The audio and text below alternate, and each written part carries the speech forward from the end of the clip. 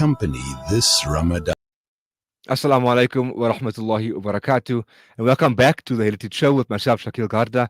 Just to add and to continue from the discussion we just had about the first Waqf in South Africa, the Owa Mosque, and its community that continues to face forced removal in the sense that the rates are going up, new people are moving in, and Islam and its thriving people are at threat, and the future remains uncertain. We now look at Waqf as a concept that can be a means of protecting property and protecting people in South Africa with Zeinoul Abedien Cajee of AWQAF South Africa. Uncle Zeinoul, Assalamu alaikum wa rahmatullahi wa barakatuh. And we'll be speaking briefly about how we as South Africans can make Waqf a reality and a means of protecting and creating longevity for our legacies in this country, inshallah. Assalamu alaikum wa rahmatullahi wa barakatuh. Jazakallah, Brother Shakil, for having me on your program. Uncle Zeinoul, it's a pleasure, and Amin, and we honored to have you. So we just spoke about the Owa Mosque and its history and the way that it shaped the political and social landscape of Muslims and places of prayer, and how Waqf can then be extended to other forms of property to protect people and their communities in the same way. So we can speak about 300 years from now, the efforts being done today and the fruits that they will bear. Can, as somebody that has spent time understanding Waqf and then establishing AWQAF South Africa with other people as well, who we'll fail to mention now, advise our listeners and myself about the future that Waqf can play in an uncertain South Africa, insofar as property and people are concerned, as well as Islam and the way it solves problems of our society. Okay, Jazakallah khairan for that, Brother Shakil. I think it's a very, very intensive question that you've posed, and it would take a bit of time to really unpack and go through the whole issue about Waqf. I think it's important to understand that the Prophet Sallallahu Alaihi Wasallam, in his wisdom and in his foresight, with view to transformation, instituted this concept of Waqf during Medina, during his time in Medina Munawwara. And because of his inspiration, many of the Sahaba who had some form of wealth made a Waqf. Now, the essential part of it is that we give away our wealth, part of our wealth, or major part of it, or a small part of that wealth, to Allah subhanahu wa ta'ala. Now, many of us do this all the time in terms of maybe donating to a mosque or donating to some form of charity. Now, the difference is that when we're donating to a mosque, we're building the mosque, its infrastructure, its capital. What we're not doing is we're not providing the sustainability of the mosque. So, for example, what we would do then is we would build a shopping center, and as also part of that Waqf, and we would then contribute towards building of the shopping center or contributing towards buying a shopping center. So the important part of it is that we as an ummah have to build up our assets, community assets that are sustainable and that will make us independent, self-reliant, and empowered. So the more Waqfs we build up, the more powerful we would actually become, because now we're not dependent on handouts. We also, although that can continue, but we now have our own resources to be able to actually fund our projects. And for Muslims in South Africa, I think it's very important that this concept be internalized into our hearts and minds and into our daily living and into our daily culture, because this is a prophetic institution. And because it's a prophetic institution, it's a sunnah, and it's something that we need to revive, because this institution has come under severe attack in the last 200-300 years, where literally it has been decimated and demolished in certain countries. So, and our enemies are very active in ensuring that this institution does not thrive. So we are actually in a very fortunate position here in South Africa that we have the resources and ability to actually grow the Waqf system here in leaps and bounds. And if we are to grow this, we can actually do a lot more in terms of not only for the Muslim community but also for the broader South Africa, for dawah, for uh, assisting in education, in universities, in schools, food gardens, food security, purchasing farms, helping small businesses. You know, there's an infinite or infinite variety of projects that one can actually do with the Waqf system, because we're building up a capital base, and the capital base always remains intact. So it's also almost like if you plant a tree or you plant many trees, you get plenty of fruit year after year after year.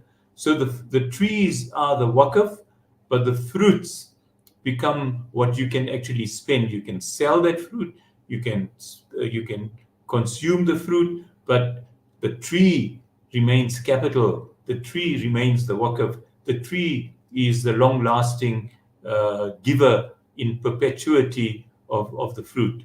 So, inshallah, that's basically. I hope I have clarified what the Waqf concept is in these brief words. Yes, look, I think that if one hears the first conversation we had with Uncle Zeinoul's one to understand that Waqf can transform a society. Waqf did in this very country 300 years ago. And for the potential for this to do the same now and continue to do so unchecked, as you said, our country doesn't have the same limitations against Waqf as others do. We should then explore this option as a means of taking money and taking assets and making them last and making them stretch in a way that is sustainable.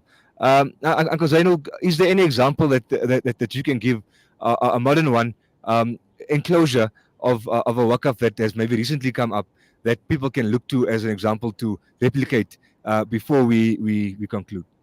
Okay, so number one, I think AWQAF South Africa is a typical example of a community-based Waqf, which is really one of the I think one of the novel sort of ideas that have emerged in recent history, and also as a pioneer in this particular area of Waqf making and development of Waqfs. Now, in South Africa, there are recent examples of family-owned Waqfs, of private Waqfs, but AWQAF South Africa is probably the only large-based community Waqf. Now, there are examples. For example, the Rustenburg Mosque Plaza was a typical example where people contributed together. They built a shopping center around the mosque. It sustains the mosque, it sustains the school, it sustains many other sort of projects in the area. You have the Nurul Islam one in Lenasia. You have some older ones as well, like the Grey Street Mosque in Durban, the Haji Lockhart Waqf in Durban.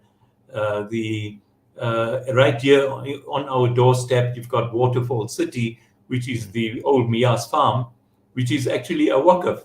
So, I mean, there you have a multi-billion rand Waqf that is family controlled for specific purposes. So we need to build more and more of these, because once it becomes a Waqf, it becomes a community asset which benefits the community in a very, very large scale. So yes, inshallah, how people can contribute now is to embrace this concept, to look at sadaqah differently. This is a sadaqah jariyah, and to look at sadaqah differently in the way that we don't just give money away and it gets consumed, but we build up a capital base, a capital sadaqah, and this is what it's all about.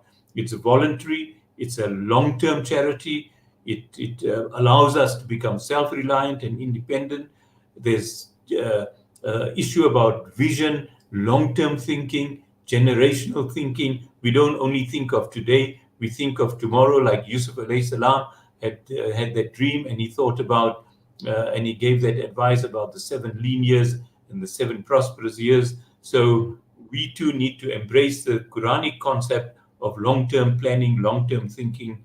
Let's leave a legacy. This is one way we can do, and we don't need to do it with big sums of money. Those that can afford it can do it. Those that can't afford it, there's a small amounts that we can do. Let's try and get 100,000 people that can contribute, let's say 100 rands per month. In that way, we'll be mobilizing over time billions.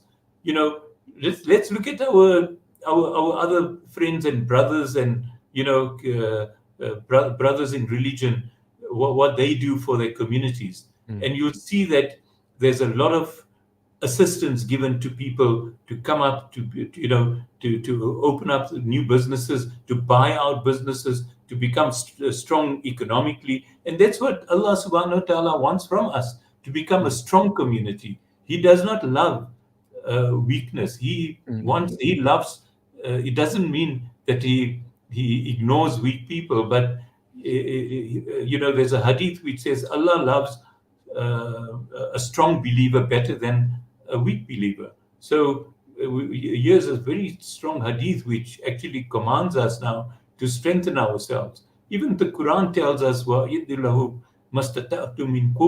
strengthen yourselves, mobilize yourselves. This is one way. With wealth, we can do a lot more collectively than individually. Uncle Zeinoul, I think you've left us with something to think about in terms of how we spend our sadaqah and making the sadaqah work for us and for those who come after us, inshallah. So to look at Waqf as a concept, a viable one of spending your money and making it a means of deepening and strengthening the legacy of South Africa and its Islam that has already lasted and thrived despite so much challenges. Uncle Zeinoul, Jazakallah khair, shukran to you, and we'll hope to hear from you soon, inshallah. Wassalamu alaikum wa rahmatullahi wa barakatuh. If you stay tuned, we'll be back for the last 5 minutes with Peter Saban Solomon, who will recite for us the pujas and the praises of Allah that is unique to Kalk Bay in Simonstown. Before I greet you for this afternoon, please don't go away. Wassalamu alaikum wa rahmatullahi wa barakatuh.